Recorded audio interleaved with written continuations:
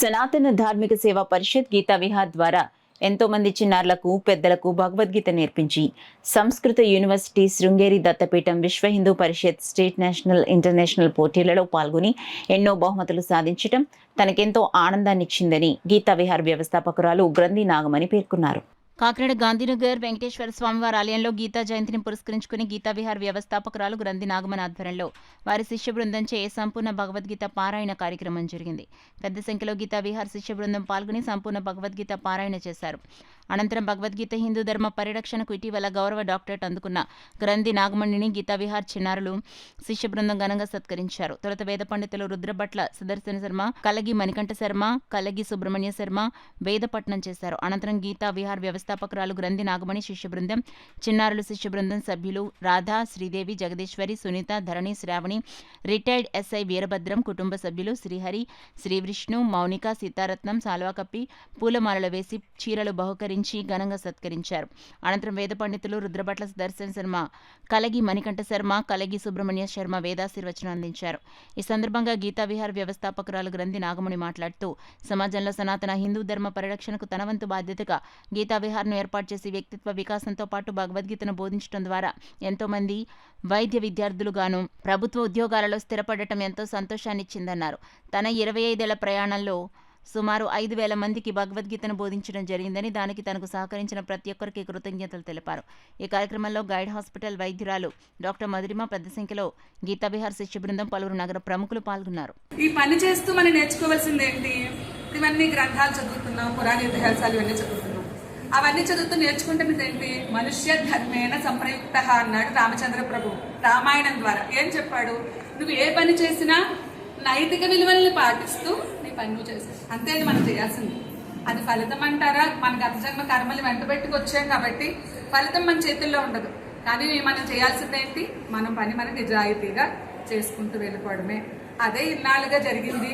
మొన్న ఈశ్వరి గారు ఫోన్ చేసి ఇంచుమించు 10-12 ఏళ్ళుగా మీ జర్నీ తెలిసింది, అసలు మీ జర్నీ ఎలా స్టార్ట్ అయింది, ఎలా ఎండ్ అయింది, మా అందరికీ కొంచెం ఒక నలుగురిలో చిన్న మాటల్లో చెప్తారా అంటే, చెప్పాలి అంటే మా ఇద్దరు పిల్లలు పుట్టాక చిన్నప్పటి నుంచి ఇవన్నీ నేర్చుకున్నవే.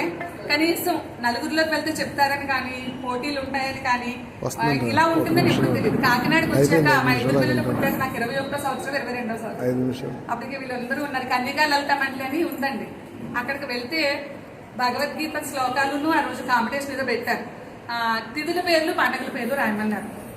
అప్పటికి ఇవన్నీ తెలుసు కదా, గబగబా 2 నిమిషాలు రాసిస్తారు. రెండింటిలో దాంట్లో చిన్న బౌల్ వచ్చింది, ఇంకోటి డబ్బా వచ్చింది.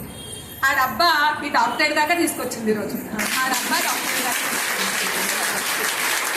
తర్వాత అంటే నాలో ఉందా శక్తి, నేను నలుగురిలోనూ చెప్పగలనా? చెప్పాలంటే చిన్నప్పుడు నేను పెద్ద మాట్లాడలేదని స్కూల్ నెమ్మదే ఏంటి నేను మాట్లాడగలనా, నేను చెప్పగలనా అనేది నాకు తెలిసింది. ఈ తల్లిలో రామచంద్ర అంటుంటే ఋషులందరూ రఘునాథాయ నాథాయ అంటే రఘువంశోత్తమా రఘువంశోత్తమా అని పిలుస్తారు. అంటే రాముడికి అన్ని పేర్లు ఉన్నాయి. ఇన్ని పేర్లను రాముడు ఒకరోజు అనుకోకుండా పెళ్ళయిన తర్వాత అత్తగారింటికి చక్కగా భోజనానికి వెళ్ళాడు. భోజనం చేయి కడుక్కుంటుంటే ఒక పెద్ద ఆవిడ వచ్చింది, చాలా ముసలాడు, 80 ఏళ్ళు ఆవిడ వచ్చి బయటకు వచ్చి పద్మావతి అడుగుతోందట, అమ్మా ఎవరో సీత ఇంట్లో కనపడతారు, చాలా పొడుగ్గా ఉన్నారు, చాలా బాగున్నది, ఎవరు ఇంతకైనా అంటే ఎవరో కాదు మన సీతమొగుడు అని చెప్పారు. అంటే పేర్లన్నీ పోయి ఆఖరికి సీతమొగుడే అయ్యాడు రాముడు. అలాగా స్త్రీలు శక్తి ఎక్కడైతే స్త్రీలు పరిగణించి వారు ధార్మికంగా ఉంటే ముందు స్త్రీల పేరు చెప్పే పురుషుల పేరు చెప్తారు. కాబట్టి అలాంటి స్త్రీకి అనే పదానికి ఆవిడ సాహిత్యాన్ని చేసింది. ఎంతమంది శిష్యులు అందరూ కూడా వచ్చి వారికి సేవ చేయడం కోసం వాళ్ళ శిష్యులు వారి కుటుంబం అంతా గర్వించారు. ఈరోజు మన కాకినాడ గర్వించేలాగా ఆవిడకి డాక్టరేట్ కూడా ఇంకా గొప్పతారు. చూడండి ఎంత ఆధిక్యంగా ఉంటూ ఇంతమైన డాక్టరేట్ కూడా ఉంటే ఇది మనం మామూలుగా చెప్పే విషయం కాదు.